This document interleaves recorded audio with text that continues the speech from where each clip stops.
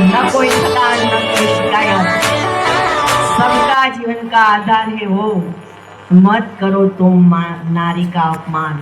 बराबर, એ રીતે આપણે કોઈ કોઈ જગ્યાએ શેર શાયરી સાંભળતા હોઈએ.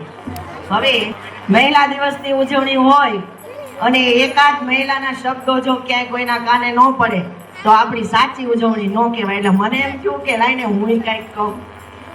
પહેલા તો શ્રેષ્ઠ નારી, એટલે આપણે જગતમાં જોઈ રહ્યા છીએ કે દરેક ક્ષેત્રમાં આપણે સાહેબે જો અહીંયા જે ડ્રોઈંગ બનાવેલું છે ને એમાં તમે જોઈ લો તો એ સમજાઈ જાય કે કઈ ક્ષેત્રમાં નારી નથી. બરાબર, અને ત્યાર પછી આવે છે શ્રેષ્ઠ ગૃહિણી, ઉત્તમ ગૃહિણી. ઉત્તમ ગૃહિણી એટલે શિક્ષણ તો છે જ, સંસ્કારનું સિંચન કરે અને ઘરને સાચવે, અને એ નારીને થોડું પાછું એટલે કે જે રસોડાના ઔષધો છે એનું જ્ઞાન હોય, જેથી કરીને તેના કુટુંબને તંદુરસ્ત રાખવા માટે એ સતત પ્રયત્નો કરે. આપણે જોઈએ છીએ કે જો હજારો फूलों से एक माला बनती है और हजारों दीपक सजाने से एक आरती तैयार होती है, और जो हजारों बूंद से एक समुद्र बनता है तो एक स्त्री ही काफी है जो घर को स्वर्ग बनाती है. एक स्त्री ही काफी है, स्वर्ग बनाती है. चलो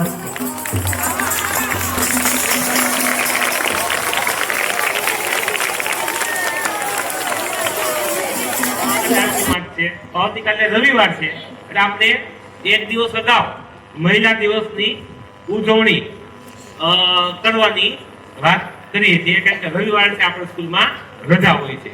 બરોબર, તો મહિલા દિવસ આપણે શા માટે ઉજવીએ છીએ? બરોબર, કોઈને ખબર છે? કોણ કહે છે કે મહિલા દિવસ આપણે શા માટે ઉજવીએ છીએ? 8મી માર્ચ છે, આપણે મહિલા દિન તરીકે શું કામ ઉજવીએ છીએ? કોઈ નહીં. હા, આપણે કેટલી બહેનો છે આપણી સ્કૂલમાં? 412. 412. એમાં એકેય છોકરીને ખબર નથી મહિલા દિવસ શું કામ ઉજવવી. વાંધો જો તો ભાઈ આજથી હવે તો ઘણો પેપર થઈ ગયો છે પરિસ્થિતિમાં. 5 થી 15, 20, 25, 50 વર્ષ પહેલાનો જે આપણો સમાજ હતો, બરોબર, એમાં બહેનો છે એને ભાઈઓની સમકક્ષ સ્થાન મળતું નહોતું. બહેનોને ભાઈઓની સમકક્ષ સ્થાન મળતું નહોતું, એટલે બહેનોને પણ પૂરેપૂરો ન્યાય મળે એ માટે આપણે મહિલા દિવસની ઉજવણી શરૂ કરી છે. અહીંયા જ્યાં કઈ બધાનું જ્યાં છે એ તપુ બરોબર, ઘણા બધા આપણે આની પહેલા પણ મેં સંસ્કૃતની પંક્તિ કીધી યાદ હોય તો કે યત્ર નાર્યસ્તુ પૂજ્યન્તે રમન્તે તત્ર દેવતા, એટલે કે જ્યાં નારીઓની પૂજા થાય છે ત્યાં દેવતાઓનો વાસ હોય છે.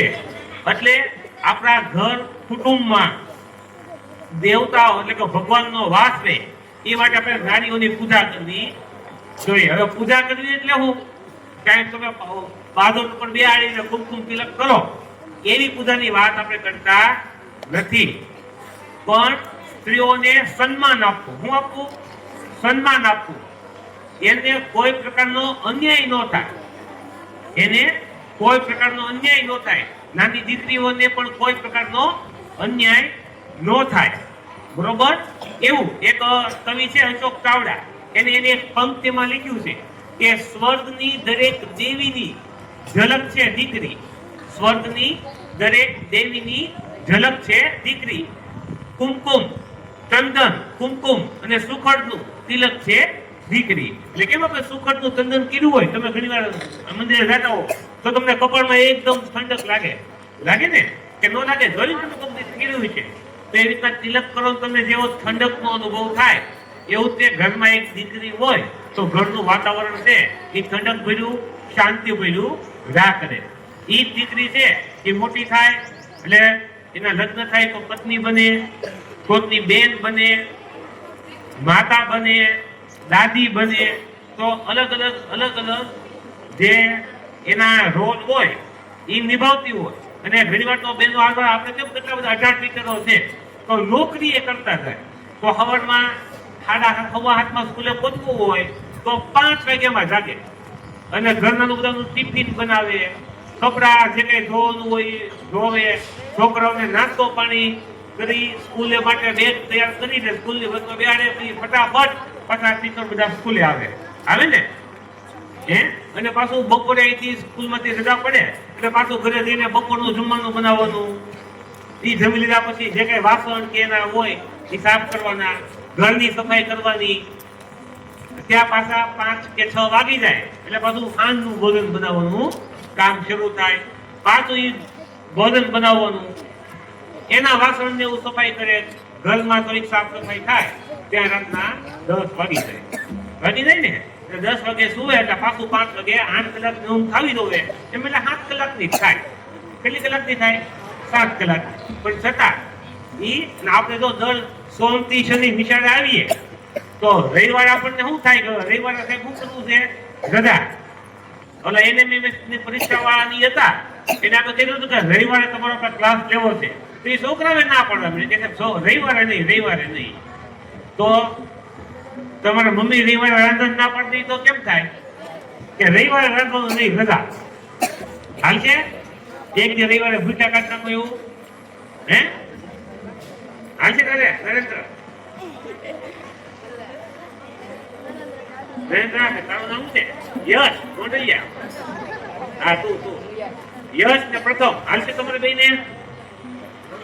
નહીં રવિવારે નહીં રાંધે તો નહીં ને? તો શાંતિ તમને સાંભળો વાતું કર્યા વગર. તો રવિવારે નો રાંધે તો આપણે હાલે નહીં. તો મમ્મીને તમારે રવિવારે રજા મળે રજા નહીં. રવિવારે તો તમે અમુક નાખ્યો આખું અઠવાડિયું અમે શાક ને રોટલી ખાધી છે, મને ઢોકળા બનાવી દો અથવા થેપલા બનાવી દો અથવા પાણીપુરી અથવા XYZ, બરોબર ને? તો રવિવારે અમુક ડબલ કામ થાય તો તે ઈ કંટાળા વગર તમારું બધું કામ પૂરું કરી દે છે. કરી ને એટલે તમે નાના લાલે કીધું છે કે ધન્ય હો ધન્ય ગણી ગુજરાતણી, મૂર્તિ મઢાવી મધુર વિધાત્રણી. વિધાત્રણી એટલે વિધાતાની જેમ બાળકોનું જે ભવિષ્ય ઘડે છે એવી સ્ત્રીને નાના લાલે બોલી આપી છે. એક કવિ એમ પણ કીધું છે કે જે કર ઝુલાવે પારણું તે જગત પર શાસન કરે. અને એ જ આ જે કવિ જે છે એ આ ખરેખર મૂળ વાક્ય કેનું છે? એક અંગ્રેજી 1865 વિલિયમ રોક્સ નામના એક અંગ્રેજી લેખક હતા. એને એની એક કવિતાનું શીર્ષક લખ્યું હતું, the hand that rocks the cradle will rule the world. The hand that rocks the cradle will rule the world. એટલે કે જે કર ઝુલાવે પારણું તે જગત પર શાસન કરે. બરોબર? તો તમારી માટે પહેલે આજનું હોમવર્ક આપી દો. આજે હું પંક્તિ બોલ્યો એ બધા એ તો યાદ રાખવાની છે. કઈ છે? અંગ્રેજી યાદ રહે કે ગુજરાતીમાં યાદ રહે? ગુજરાતીમાં. અંગ્રેજીમાં કોઈને નહીં રહે ને? એમ તો અંગ્રેજીમાં the hand that rocks the cradle rule the world. અને ગુજરાતીમાં જે કર ઝુલાવે પારણું એ જગત પર શાસન કરે. આનો અર્થ શું થાય એ તમારે કહેવાનું છે. અત્યારે કેવું હોય અત્યારે શું નકર તમારે પેલું વિચાર વિસ્તાર આવે ને, એક પંક્તિ આપી હોય અને એટલે તમે 5 કે 10 લીટીમાં એનો અર્થ લખીને બતાવો. એમ અત્યારે પેલો કોઈને ખબર હોય તો કયો આનો અર્થ કોઈને સમજાવવાનો હોય કે શું કહેવાય, આનો અર્થ શું છે? જે કર ઝુલાવે પારણું જગત પર શાસન કરે. આ બધું કઈ નથી વાય કોઈ નહીં. 6, 7, 8 વર્ષ નહીં, ખોટા આવ ખોટા. ઓકે, બરોબર? તો આ જે કર ઝુલાવે પારણું જગત પર શાસન કરે આનો વિચાર વિસ્તાર 5 થી 10 લીટીમાં, એનાથી વધુ થાય તો બહુ સારું.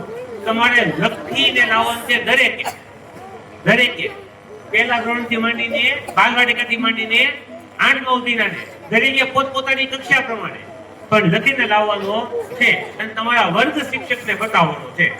કોને બતાવવાનું છે? વર્ગ શિક્ષક. અને વર્ગ શિક્ષકોને વિનંતી આ શક્ય મળે તો રૂમમાં આ વિચાર વિસ્તાર ઉપર ચર્ચા કરવી. બરોબર? તો મહિલા દિન નિમિત્તે માત્ર એટલું જ કહેવાનું કે આપણે બહેનોને ખાલી 8મી માર્ચે નહીં પણ આખું વર્ષ 8 માર્ચ 2026 થી 8 માર્ચ 2027 બરોબર આખું વર્ષ સમાન સન્માન આપીએ. અને બહેનોને તે વિનંતી, કારણ કે છોકરીઓ ઘણીવાર ફરિયાદ લઈને આવતી હોય ને, તો એનો શેક્સપિયરની એક ઓલી નાટક છે હેમલેટમાં જેને ધ બ્લુ આઈ મોન્સ્ટર કીધો છે, બરોબર, ધ બ્લુ આઈ મોન્સ્ટર ડેસ્ટિમોનાને હેમલેટ કહેતો હોય, બરોબર. તો આ ધ બ્લુ આઈ મોન્સ્ટર એટલે શું? તો કે ઈર્ષ્યા, બરોબર. તો ઈર્ષ્યા જે બહેનોમાં અંદર અંદર છોકરીઓમાં જો ઘણી વાર જોઉં છું કે ઈર્ષ્યાનો ભાવ હોય, એના કારણે અંદર અંદર એકબીજાનું બાંધતા હોય કે ખરાબ બોલતા હોય, બરોબર. ગઈકાલે કે પરમદી ત્યાં એક છોકરીઓ ઓલી સંગીત વગાડવા વાળી બેઠી હતી, એમાં એક છોકરી વચ્ચે મંજરી અને ખંજરી લઈને એકતા બીજી કોક બે ગઈ હતી, તો આજુબાજુની બે છોકરીઓ એની ઉપર સોટી પડી. એ તું પૈસા કઈ કોઈ નથી, તને ક્યાં કીધું છે, તને તો બધી કાઢી લેતી એ મૂકી દેજે. ઓલા સાહેબ આ પડી, ઓલી કે મને તો સાહેબ કીધું, ઓલી કે તને કીધું કઈ આવી જાય, બરોબર. એટલે આ જે બાબત છે, તમને જો આપણને ઘણીવાર એવું લાગે કે આપણને કોઈ જોતું નથી, પણ આપણને સીસીટીવી કેમેરા આ નહીં, પણ ભગવાનના સીસીટીવી કેમેરા છે ને, એ 24 કલાક ચારે બાજુ હોય, બરોબર. એટલે આપણે ક્યાંય પણ, એટલે બહેનોને જ નથી કે આપણે અંદરો અંદરની આપણી જે ઈર્ષ્યા છે, અંદરો અંદરનો આપણે જે એકબીજાને પાડી દેવાની ભાવના છે, ઈ પણ આપણા ન હોવી જોઈએ. તો આ તમારે તે આંતરરાષ્ટ્રીય મહિલા દિન છે, ઈ તમે તે સફળ રીતે ઉજવો કહેવાય. જેટલા ભાઈઓને તે બહેનોનું સન્માન કરવું એવું નથી, પણ બહેનોને જ આપણે સન્માન થાય એવું કાર્ય કરવાનું છે. એટલે આપણી નાની નાની અંદર અંદરની ઈર્ષ્યા ભાવના આ બધું પણ આપણે છે, આજે મહિલા દિન નિમિત્તે આપણે શું કરવાનું છે? મૂકી દેવાનું છે. કારણ કે બહેનો જે છે ત્યાં ફોટોમાં બતાવ્યું એમ, આ ફોટો જોયો ને તમે બધાએ, આ તમે બધા ગ્રુપમાં આપણે મૂક્યું, તમારા વાલીઓને બતાવજો કે 8 એટલે કે બહુ ભુજા, એટલે કે 1 થી વધુ, બે આપણે બધા 2 હાથ છે, પણ આપણા જે મહિલાઓ છે, બહેનો છે, એને 2 થી વધુ હાથ હોય છે. અને એ દરેક કાર્ય છે એ પોતાની રીતે ખૂબ સારી રીતે કરી શકે છે. એના પ્રતિક તરીકે આપણે અહીંયા આ ફોટો બતાવેલો છે, એમાં ખેલકૂદ, વિજ્ઞાન ક્ષેત્ર, રમતગમત અને સામાન્ય ઘરકામ, આ તમામ જગ્યાએ બહેનોનું જે યોગદાન છે એ બતાવેલું છે.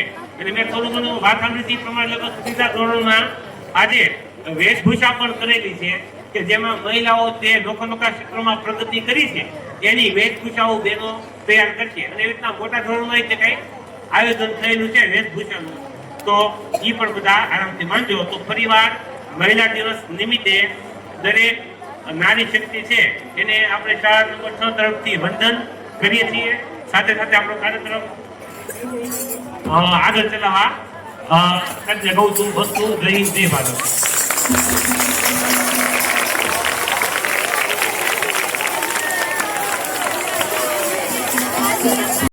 કોઈ વ્યવસ્થા નહોતી, માત્ર પુરુષો માટે શિક્ષણની વ્યવસ્થા હતી. એવા કપરા સમયની અંદર મહાત્મા જ્યોતિબા ફૂલે એક સમાજ સુધારક હતા અને એમના પત્ની સાવિત્રીબાઈ ફૂલે એમણે એ સમયની અંદર સ્ત્રીઓ માટે શિક્ષણની વ્યવસ્થા ઊભી કરી. હવે એ સમયની અંદર સમાજમાં લોકોની માનસિકતા એટલી બધી ખરાબ હતી કે સ્ત્રીઓને શિક્ષણ માટેની જે આ વ્યવસ્થા શરૂ થઈ એનો ખૂબ વિરોધ હતો. છતાં પણ સાવિત્રીબાઈ ફૂલેએ જે છે એ પોતાનું કામ જે છે શરૂ રાખ્યું અને સ્ત્રીઓ માટે શિક્ષણની વ્યવસ્થા